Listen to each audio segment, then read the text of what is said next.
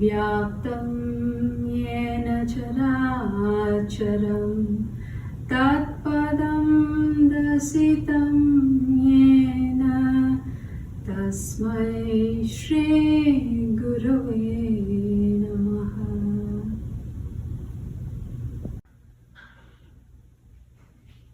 Hi, this is Dr. Pavitra, holistic healthcare practitioner. Our channel Health Support 360 welcomes you. In this channel, we'll be learning about very important yogic breathing techniques. These techniques can be used as a preventive aspect during this pandemic crisis, and those who are already diagnosed as positive in the SARS coronavirus type 2 can also practice this. These special yogic techniques improves your oxygen saturation level. It enhances the vital capacity of the lungs and also boosts your immune system. Let's see how to do this. The first technique we are going to see now is called as the abdominal breathing or the belly breathing. Before doing this, we have to know a little bit of anatomy about breathing. Thank you for being my model, Varnika, today. So this is the thoracic cavity. The base of the thoracic cavity is formed by a dome-shaped muscle called as the diaphragm. The diaphragm starts here. And you can walk through the diaphragm all the way until here. So this is called the end of the sternum, and this is where it is attached, and it is also attached to the sides, to the ribs. So when you inhale, so the most important muscle that is involved is called this diaphragmatic muscle. So when you inhale, the thoracic cavity goes like this, expands horizontally and increases the volume of your lung. So when you inhale, even the apical lobe of the lung goes until here, and most of the inferior part of the lung is situated behind. And when you inhale, the lung capacity goes until this.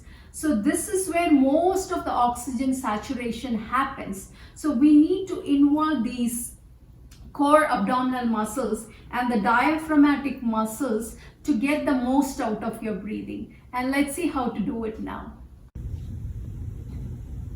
We are doing this yogic belly breathing or yogic abdominal breathing. For this, before starting any kind of yoga practices, you have to remove your spectacles and watches and cell phones and put it away from you. And today, for the beginners, to show the beginners, I'm in Swastikasana. You can sit in any cross-legged posture. If you're not able to sit down, you can even sit straight in a chair with the back and neck straight and the spine erect. And I'm using the chin mudra here, touching the index finger and the thumb, and then try to focus and sit quiet and calm.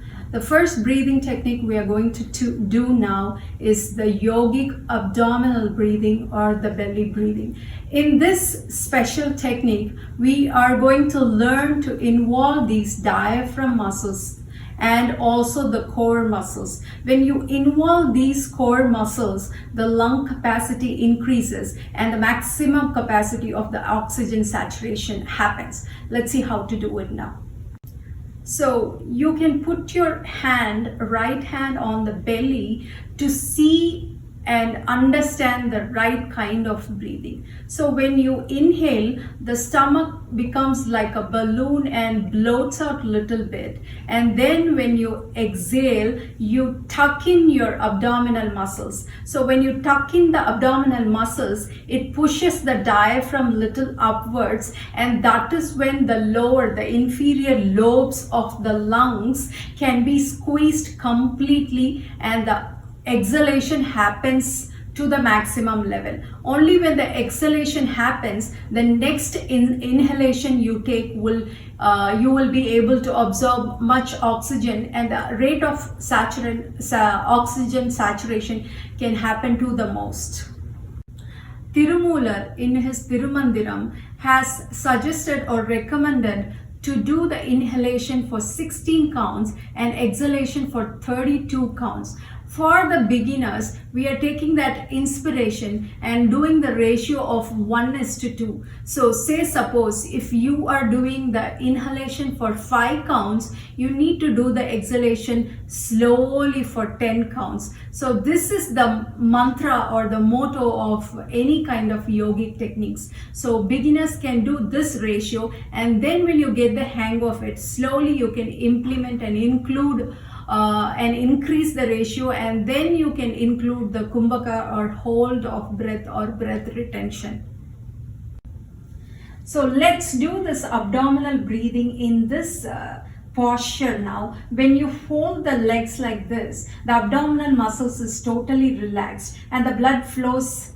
It is not against the gravity, so the stress on the heart is less. So people with any kind of chronic cardiac conditions, and also people with high blood pressure, can try and do this breathing in this posture. So keep the right hand over your belly to feel how the abdominal muscles are getting involved in this breathing. So when you inhale, the belly goes up like this, like a balloon, and when you exhale, the belly goes down. You try to tuck in the abdominal muscles. Okay, I'm demonstrating it now.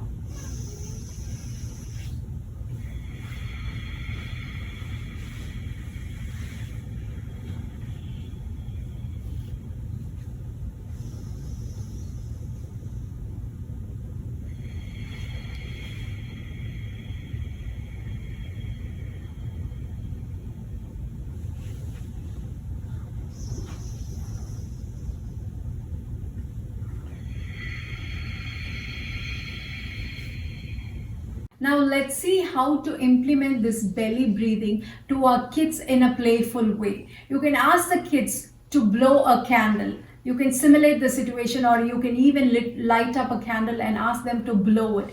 Now let's simulate the situation. Try to blow it. Now when you try to blow it, you pause the video and try it and see it for yourself. The most important thing involved is you're tucking in your abdominal muscles and increasing the lung capacity. Same thing is happening even while you're trying to blow a balloon. When you simulate the condition, you see how you're doing.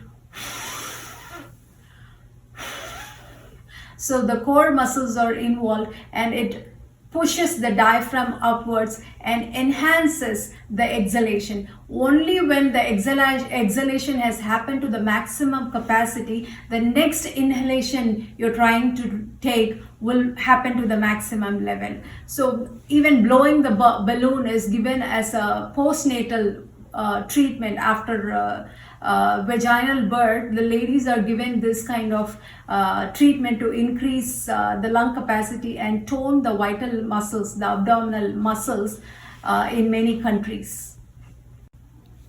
Even when you take a deep cough, same thing is happening. Let's try to do it. See, we are tucking in our abdominal muscles and again pushing the diaphragm and enhancing the exhalation so that you can do the maximum inhalation and increasing the saturation level. So blowing a balloon, taking a deep cough, blowing a candle, we are simulating all these conditions because same thing, same physiological changes. So all these muscles involved in the respiration are worked out to a maximum capacity and strengthened and toned. The next technique we are going to do now is called as the Bhastrika. In this Bhastrika, both the inhalation and exhalation should be of same intensity and same speed. So I'll show how to do it now.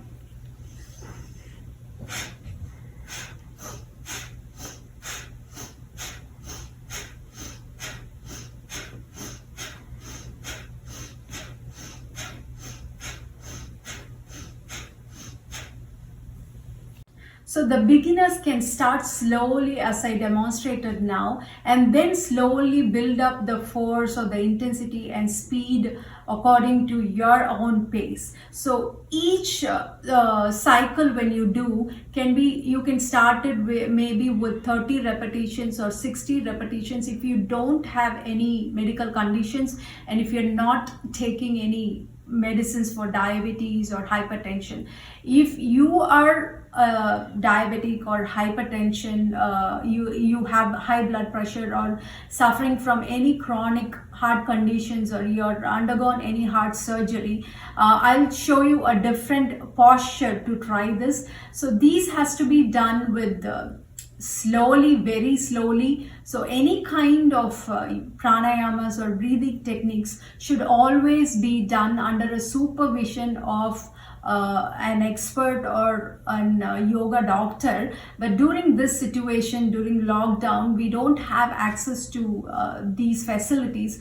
So that's why I'm just giving all these suggestions. If you are already diagnosed with certain conditions, you have to start it very slowly and see how you feel. If you feel any kind of dizziness or discomfort, please stop the practice and consult a doctor.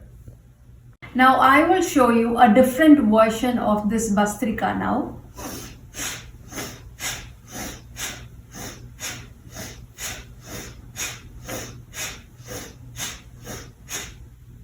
The third pranayama we are going to do now is called as the Kapalabhati.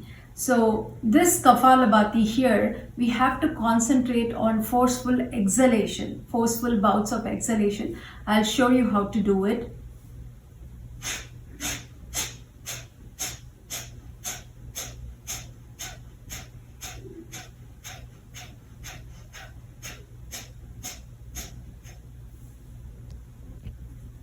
So beginners, when they start Kapalabhati, they can just start with maybe even 20 to 30 strokes of doing it, and then you can do 1 or 2 repetitions or cycles, then slowly build. So all these pranayamas are very effective and has incredible benefits. It should always be done under medical supervision and learned by any expert in this field actually. So during this lockdown, since we don't have access, I'm just giving this suggestions online here to you guys, sharing all these benefits. So while starting, if you have not learned yoga and if you have not practiced, if you are new to all these practices, please start very slowly and go according to your own pace. If you feel any kind of discomfort or dizziness or pain anywhere, please stop the practice. So if you have any kind of hernias like the inguinal hernia or the umbilical hernia, you are not supposed to do the Bhastrika and the Kapalabhati. And if you have any medical conditions like high blood pressure, or if you have undergone heart surgery, the best posture to do this Bhastrika and Kapalabhati is the lying down posture. I'll show you another version of different posture to do this Kapalabhati and Bhastrika now. This is another posture where people with high blood pressure or any medical condition, specifically the cardiac issues, can do the Kapalabhatis in this posture, can try the Bhastrika also in this posture, because the blood is flowing towards the heart and the heart is not stressed. So the blood, there is no gravity here, the blood flows easily, and any kind of pranayamas can be even tried in this posture. Let me demonstrate the Bhastrika in this posture now.